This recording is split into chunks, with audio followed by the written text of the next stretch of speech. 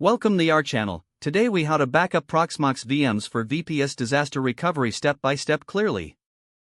Begin by logging into your Proxmox web interface. Navigate to the data center node in the left-hand menu. Select the virtual machine that you wish to backup. Ensure the virtual machine is in a shutdown state for a consistent backup. Click on the Backup tab located at the top of the screen.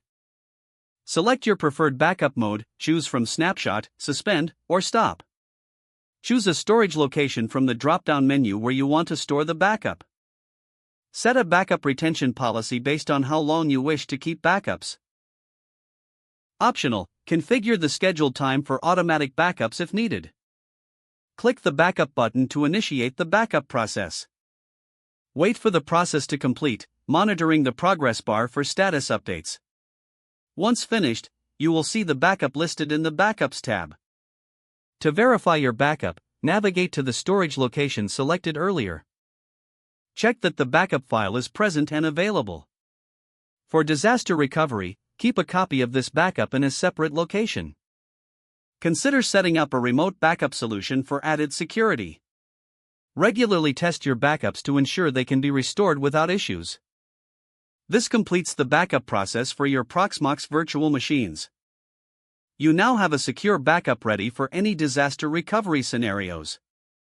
If the page does not load, refresh the browser or try again in a private or incognito window.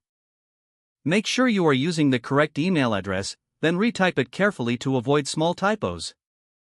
If your password is not accepted, use the reset option and create a new strong password you can remember.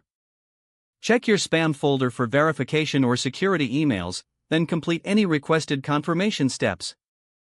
Enable two-factor authentication if available to improve account security and reduce unauthorized access risk. After signing in, review your profile details so your contact information and settings are accurate and current. If you see an error message, note it down and try again after restarting your device and internet connection. Log out when you finish, especially on shared devices, to keep your account and payment information secure. If the page does not load, refresh the browser or try again in a private or incognito window. Don't forget to like this video and subscribe to our channel for more step-by-step tech guides.